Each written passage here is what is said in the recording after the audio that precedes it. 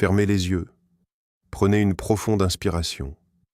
Sentez l'air remplir vos poumons, puis relâchez-le lentement. Imaginez maintenant que vous flottez. Le poids du monde terrestre disparaît. Autour de vous, il n'y a que le velours infini et silencieux de l'espace, parsemé de milliards de diamants lointains. C'est magnifique, n'est-ce pas? La Lune nous appelle de nouveau, brillante, majestueuse, nous invitant à revenir avec la mission Artemis II. Mais derrière cette image d'une tranquillité absolue, se cache un secret profond. Une vérité que la beauté du cosmos nous fait souvent oublier. Le chemin vers cette sérénité n'a pas été tracé par la seule technologie. Il a été pavé par le courage. Aujourd'hui, nous n'allons pas seulement parler de fusées ou de trajectoires, nous allons honorer un héritage. Nous allons voyager à travers le temps pour rencontrer les 31 héros. Ces âmes sacrifiées dont l'écho résonne dans chaque boulon et chaque ligne de code de la capsule Orion. Laissez-vous porter. Ce voyage transformera à jamais votre façon de regarder le ciel nocturne. Pour comprendre la valeur de ce retour lunaire, il faut d'abord accepter la nature même de l'univers. L'espace n'est pas cruel. Il n'est pas malveillant. Il est simplement d'une indifférence absolue. Pendant des millénaires, l'humanité a levé les yeux vers la voûte céleste avec un mélange de crainte et de désir. Nous voulions toucher ces lumières, mais la frontière entre la chaleur de notre atmosphère et le froid glacial du vide est une ligne que la nature ne voulait pas nous voir franchir facilement. Les premières décennies de l'exploration spatiale furent une époque de rêves bruts et d'audace vertigineuse. Chaque lancement était un saut dans l'inconnu. Chaque mission repoussait les limites de la résistance physique et psychologique. Et dans cette quête vertigineuse pour quitter notre berceau terrestre, des erreurs ont été commises. Des leçons ont été apprises à un prix que nous ne pouvons mesurer qu'en vies humaines et en sacrifices innocents. Les 31 héros dont nous parlons ne sont pas seulement des noms sur un mémorial de marbre. Ils sont les fondations invisibles sur lesquelles repose le programme Artemis. Ils sont les étoiles guides qui assurent aujourd'hui la sécurité de ceux qui s'apprêtent à frôler à nouveau la surface cendrée de la Lune. Mais que se cache-t-il derrière le silence du cosmos? Imaginez un instant le vide absolu. Aucun son ne s'y propage. Aucune brise ne vient caresser votre visage. C'est dans ce silence d'une pureté absolue que les premiers pionniers ont dû s'aventurer. Contrairement au mythe populaire qui veut que le voyage spatial soit devenu une routine stérile, chaque mission reste une danse avec l'imprévisible. Les premiers des 31 héros ne savaient pas ce qui les attendait au-delà des nuages. Ils représentaient notre curiosité incarnée, s'élevant vers l'inconnu avec une bravoure que la plupart d'entre nous ne peuvent qu'imaginer. Pour illustrer cela, visualisez mentalement les toutes premières fusées. De simples cylindres d'acier remplis de feu, tremblant sous la force titanesque de la gravité terrestre, tentant de s'en arracher à la force pure. Une fondation de courage. Nous oublions souvent que les tout premiers voyageurs n'étaient pas humains. Avant que l'homme ne risque sa vie, d'autres êtres, des animaux pionniers, ont été les premiers à affronter l'obscurité. Ils font partie intégrante de ces sacrifices originels.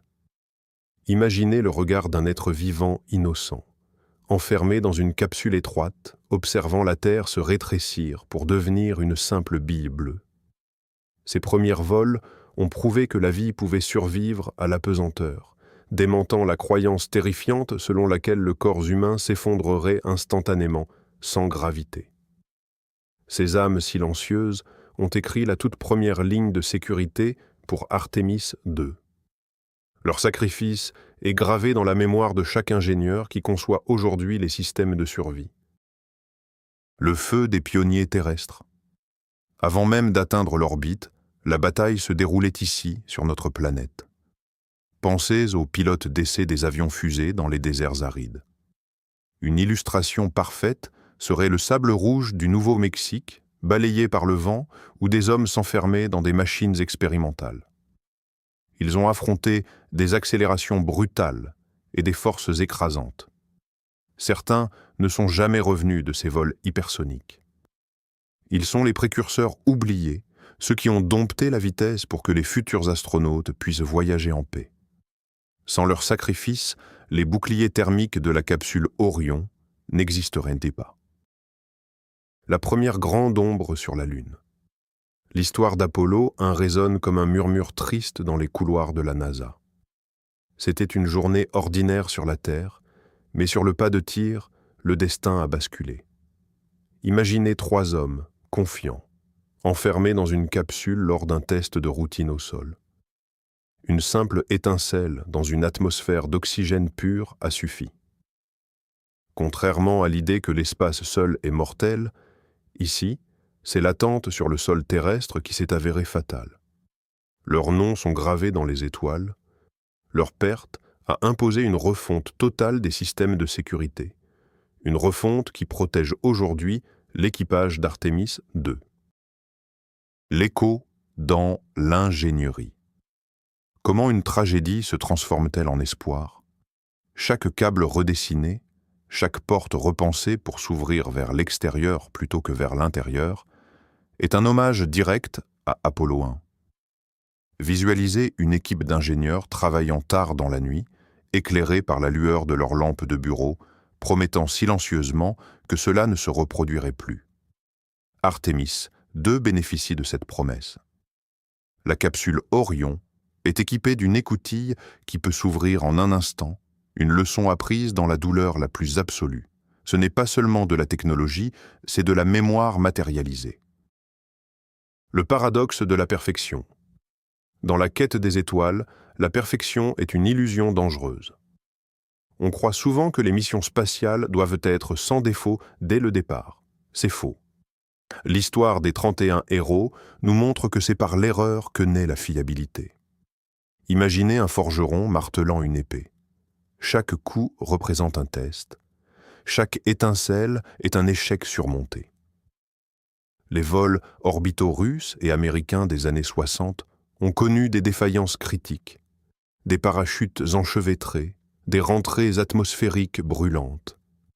Ces instants de terreur ont façonné les parachutes immenses et gracieux qui ramèneront Artemis 2 en douceur dans l'océan.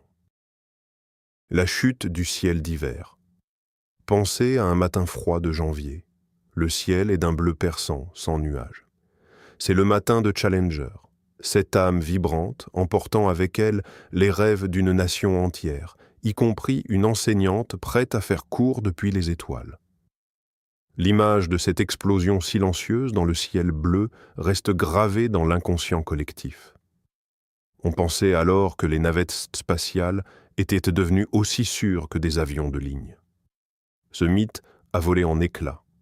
Leur sacrifice a rappelé à l'humanité que s'élever au-dessus de notre atmosphère nécessite une vigilance éternelle. La rigueur d'Artemis II est l'enfant de cette vigilance. Le froid invisible de l'espace. Le drame de Challenger ne s'est pas joué dans le feu, mais dans le froid extrême de la nuit précédente. Imaginez des joints toriques, de simples anneaux de caoutchouc, devenus raides et cassants à cause du gel. Une si petite chose pour abattre un si grand rêve. Cette leçon résonne aujourd'hui. Pour Artemis II, la conception de l'énorme fusée SLS, le Space Launch System, a été soumise aux tests thermiques les plus brutaux. Chaque joint, chaque valve est éprouvé contre le froid du cosmos et la chaleur des réacteurs. Le sacrifice de cet équipage a gelé à jamais l'arrogance technologique. La culture du silence brisé. L'un des héritages les plus profonds de ces héros n'est pas matériel. C'est la façon dont les humains se parlent. Autrefois, la hiérarchie étouffait parfois les inquiétudes des ingénieurs au sol. Imaginez un technicien, le cœur lourd, voyant un danger mais n'osant pas le crier. Les tragédies spatiales ont détruit ce silence. Aujourd'hui, pour Artemis II, chaque voix compte. Si un seul membre de l'équipe, même le plus jeune technicien, a un doute, le compte à rebours s'arrête. C'est une symphonie de communication née du silence de ceux qui nous ont quittés. L'illusion de la routine spatiale. Au fil des années, nous avons regardé la Station spatiale internationale tourner au-dessus de nos têtes avec une constance rassurante. Cela a créé un mythe dangereux. L'espace est devenu banal. Mais la tragédie de Columbia, lors de son retour sur Terre, a brisé cette illusion.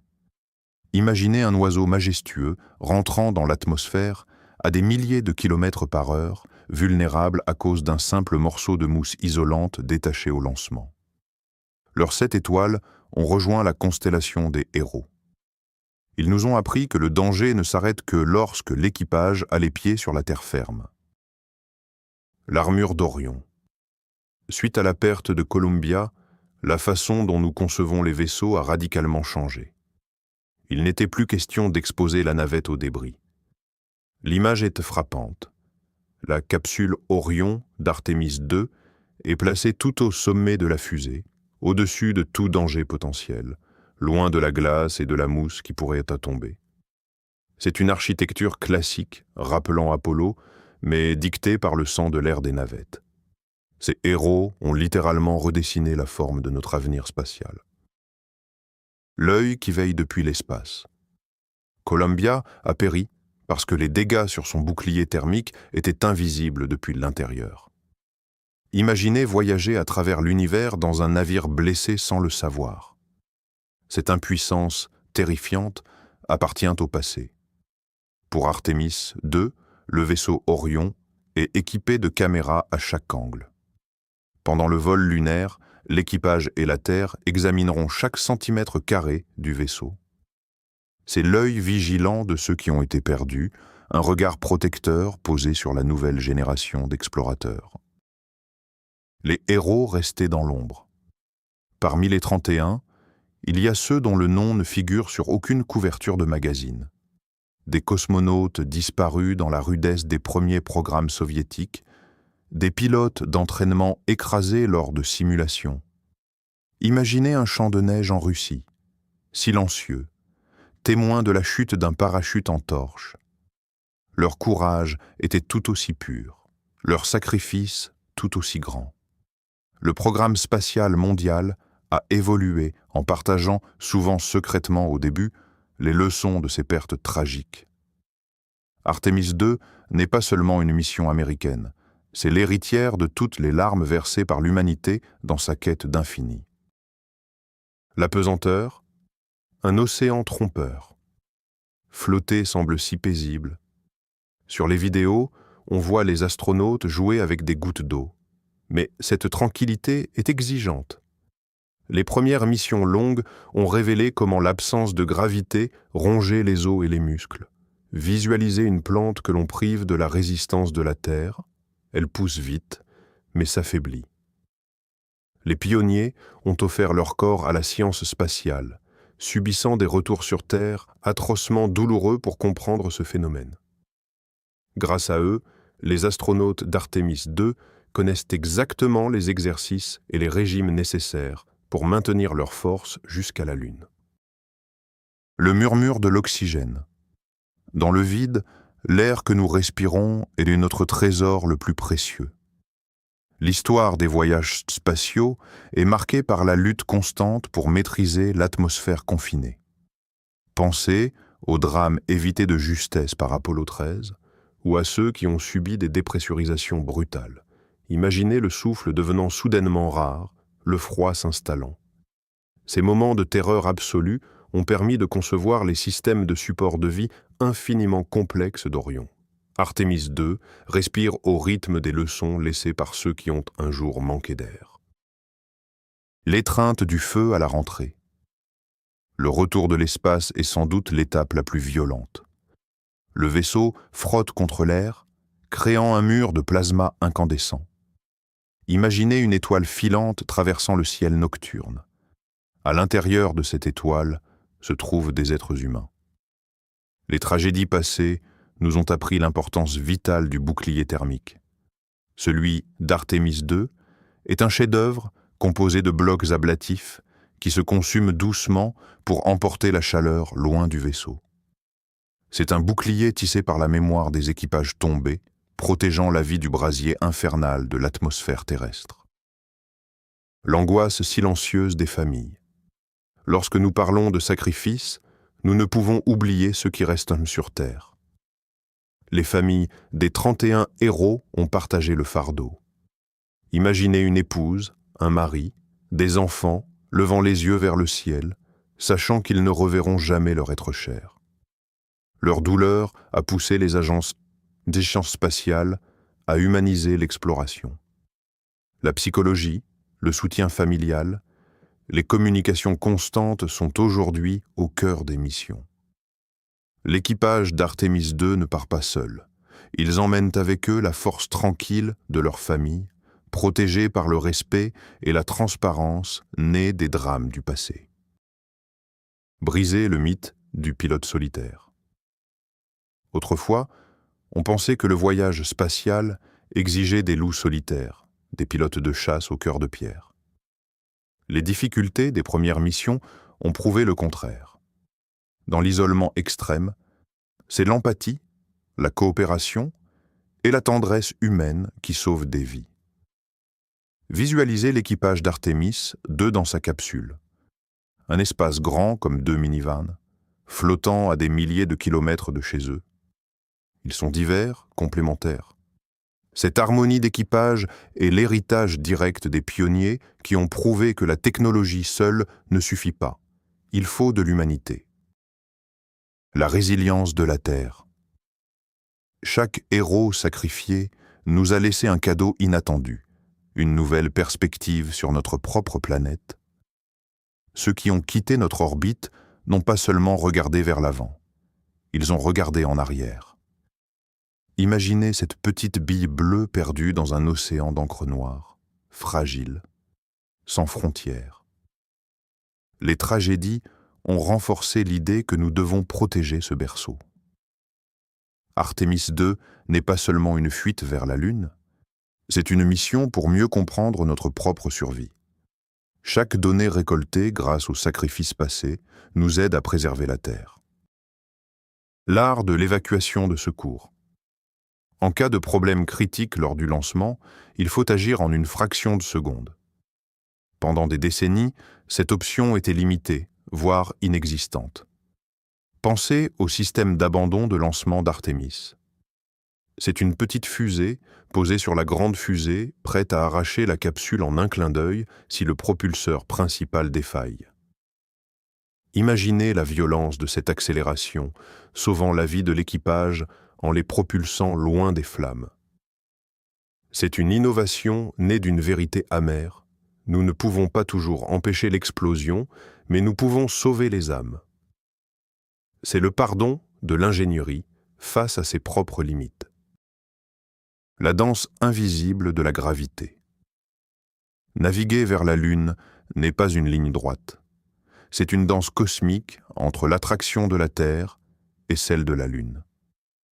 Les premières tentatives d'envoyer des sondes et des animaux se sont parfois soldées par des errances éternelles dans l'espace lointain. Visualisez un petit vaisseau ratant sa cible, dérivant silencieusement pour toujours. Ces orbites perdues ont permis de calculer les mathématiques complexes qui guideront Artemis II. Le vaisseau Orion utilisera la gravité lunaire comme une fronde douce et précise. La perfection de cette trajectoire est un hommage à chaque mission qui a dérivé dans l'obscurité. Le sanctuaire intérieur d'Orion. La conception de la capsule Artemis II est un sanctuaire pensé pour la survie à long terme.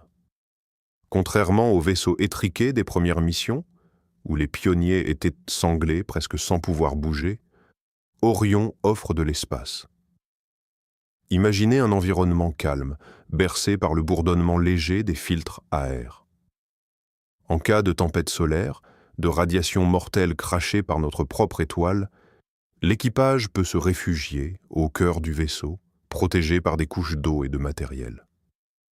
Cette compréhension profonde de la météo spatiale vient de ceux qui l'ont affrontée avec des protections rudimentaires. Le fardeau de la décision. Sur Terre, dans les salles de contrôle, se trouvent des héros d'un autre genre, les directeurs de vol. L'histoire regorge de décisions déchirantes prises en quelques secondes, go ou no go. Pensez à la sueur froide d'un directeur de vol devant un écran rempli de signaux d'alarme.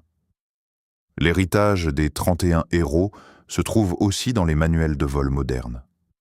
Chaque procédure de crise, chaque ligne de code d'urgence d'Artemis II a été écrite pour alléger le fardeau de la décision humaine. Les fantômes du passé guident doucement la main de ceux qui dirigent les missions aujourd'hui. Le temps dilaté de l'orbite lunaire. Lorsque la capsule Orion contournera la face cachée de la Lune, l'équipage sera totalement coupé de la Terre. Plus aucun signal radio. Le silence absolu. Imaginez l'angoisse majestueuse de ce moment. Une heure de solitude totale derrière un corps céleste massif. Les premiers astronautes d'Apollo qui ont vécu cela ont rapporté un sentiment mystique. Les tragédies passées ont enseigné l'importance de l'autonomie totale des vaisseaux. Pendant ce silence, Orion saura veiller sur lui-même, un navire intelligent et protecteur, honorant la résilience de ceux qui ont voyagé seuls avant eux. La symphonie des matériaux. Les fusées d'aujourd'hui ne ressemblent en rien à celles d'hier. Elles sont faites d'alliages légers, de composites avancés, d'impressions 3D. Mais pourquoi ce changement ? Parce que le passé a prouvé que les vieux métaux se fatiguaient et se rompaient de manière imprévisible sous le stress cosmique. Visualisez la structure de SLS, brillante et lisse, conçue pour ployer sans rompre, pour absorber les vibrations titanesques du décollage. Ce ballet de chimie et de physique matérielle est l'aboutissement de décennies d'analyse sur des débris récupérés au fond des océans. La matière elle-même a appris de la tragédie. Une nouvelle génération d'explorateurs. Qui sont ceux qui s'assieront dans la capsule Orion pour Artemis II ? Ce ne sont pas des surhommes, ce sont des professionnels dévoués, pleinement conscients du prix payé par leurs prédécesseurs. Imaginez leur regard posé sur le ciel, empreint d'une humilité profonde. Ils représentent la diversité de notre humanité. Contrairement au mythe de la course à l'espace, motivé uniquement par l'orgueil national, Artemis avance porté par une quête de connaissances partagées. Ils emportent avec eux les mémoires des 31 héros comme un talisman sacré pour le voyage. Le silence apaisant de l'objectif final. Pourquoi retourner sur la Lune ? Pourquoi prendre ce risque après tout ce que nous avons perdu ? C'est une question vitale. Imaginez une nuit douce sur Terre. Vous levez les yeux et vous voyez ce disque d'argent. La Lune n'est pas qu'un astre mort, c'est notre marchepied vers Mars et au-delà. Les sacrifices passés n'ont pas été faits pour planter un drapeau et repartir. Ils ont été faits pour que nous puissions un jour y rester. Le retour d'Artemis II est la promesse tenue aux étoiles. Nous ne fuirons pas devant la difficulté de l'univers. La transmission du feu sacré. Dans les hangars de la NASA, de l'ESA et d'autres agences autour du monde, il y a des techniciens qui n'étaient même pas nés lors des tragédies des navettes ou d'Apollo. Pourtant, ils travaillent avec une révérence religieuse. Visualisez leurs mains gantées connectant les câbles sensibles d'Orion. Cette prudence minutieuse n'est pas de la simple bureaucratie, c'est un amour profond pour la vie humaine. Les héros sacrifiés ont instillé une culture de l'excellence où le moindre écrou est traité comme l'élément le plus important du vaisseau. Le triomphe de la lumière sur l'obscurité. L'univers est vaste, froid et rempli de radiations mortelles. Mais la capsule Orion, fendant l'espace vers la Lune, est un éclat de lumière et de chaleur, un concentré d'intelligence humaine. Pensez à cette image. Un petit point lumineux voyageant à travers les ténèbres immenses. C'est l'incarnation de notre refus de rester dans l'ignorance. Les 31 héros ont allumé cette étincelle. Leur fin tragique n'était pas un point d'arrêt, mais une virgule dans la grande phrase de l'exploration humaine. Artémis II est le mot qui suit. Le dernier regard avant le grand saut. Bientôt, le compte à rebours résonnera à nouveau. Les moteurs s'embraseront avec une force capable de faire trembler la Terre à des kilomètres à la ronde. À l'intérieur de la capsule, l'équipage sentira la poussée immense, les écrasant contre leur siège. Dans ce moment de fureur et de beauté absolue, ils ne seront pas seuls. Imaginez les ombres bienveillantes des pionniers, assises à leur côté, guidant le navire vers le silence apaisant de l'espace. Les leçons ont été apprises. Le vaisseau est prêt. Artémis II s'envolera, porté par les ailes invisibles de l'histoire. Le voyage vers la Lune n'est pas seulement un triomphe de l'ingénierie, c'est le triomphe de l'esprit humain sur la peur et la tragédie. Artémis II ne représente pas qu'un retour sur un monde gris et lointain. C'est la preuve éclatante que les 31 héros, ces âmes audacieuses qui nous ont quittés, ne sont pas morts en vain. Ils sont vivants dans chaque murmure des systèmes de survie, dans la robustesse infinie de la capsule Orion et dans le regard émerveillé des futurs marcheurs lunaires. Merci d'avoir partagé ce voyage silencieux avec nous, d'avoir pris le temps de vous souvenir et de contempler la beauté qui naît parfois de la douleur. L'univers est vaste, mais notre désir de l'explorer est infini. Avant que nous ne retournions doucement sur Terre, dites-nous, que seriez-vous prêt à sacrifier pour effleurer les étoiles? Partagez vos pensées dans les commentaires et continuez à rêver.